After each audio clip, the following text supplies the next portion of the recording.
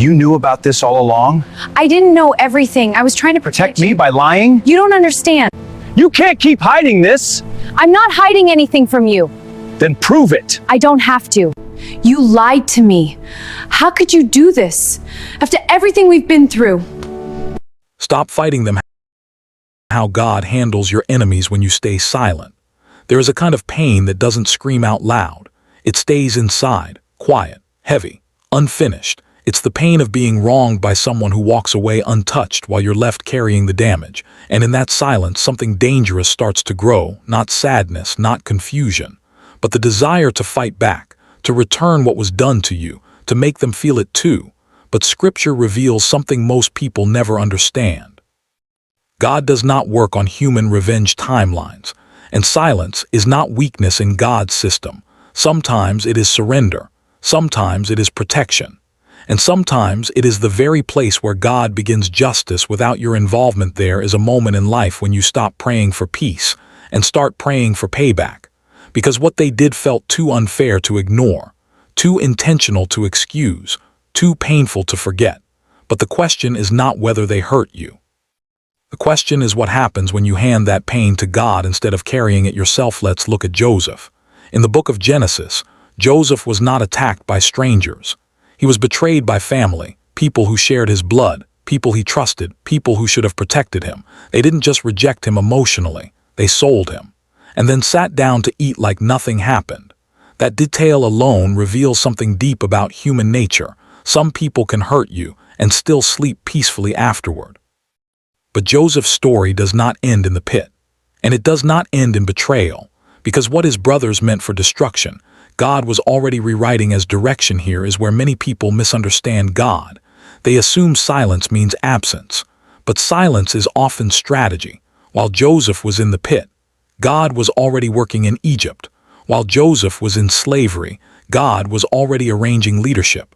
While Joseph was forgotten, God was already preparing remembrance. Nothing was wasted.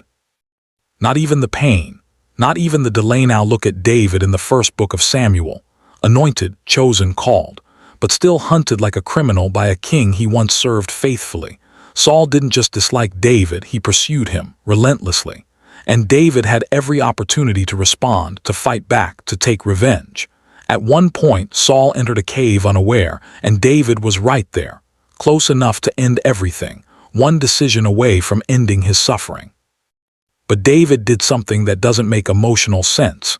He refused to touch what God had not authorized him to handle, and that decision changed everything.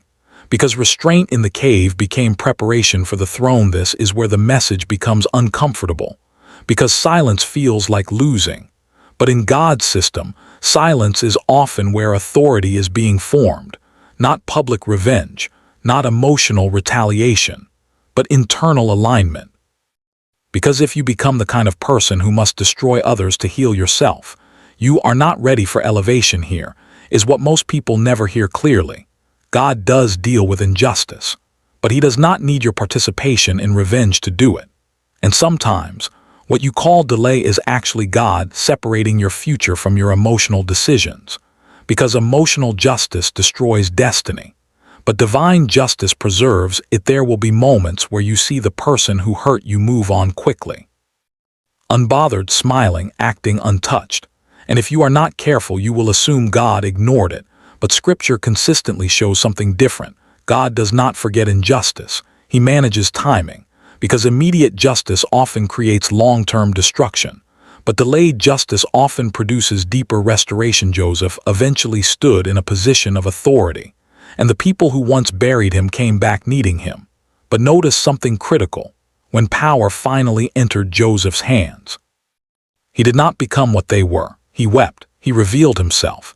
He chose reconciliation over revenge, not because the pain was small, but because God had already healed what revenge would have tried to fix. And this is where the real battle is, not what they did to you, but what it is turning you into. Because pain can do two things. It can harden you, or it can refine you. It can make you bitter, or it can make you built for something greater. So what do you do when God stays silent?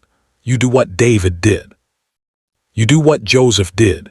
You refuse to become God over your situation. You step back from revenge not because it doesn't feel justified, but because it is too small for what God is building in you, because here is the truth most people only understand later. Your healing is not dependent on their punishment. Your peace is not tied to their downfall. And your future is not locked inside your response to their behavior. God is not blind to what happened, but He is more committed to who you are becoming than who hurt you. And in the end, justice is not only about what happens to them. It is about what does not get destroyed inside you. So if you are in that place right now, where silence feels heavy, where fairness feels delayed, where your emotions want control, understand this clearly. God is not ignoring your pain. He is refusing to waste it. And the real victory is not watching them fall. It is watching yourself remain whole.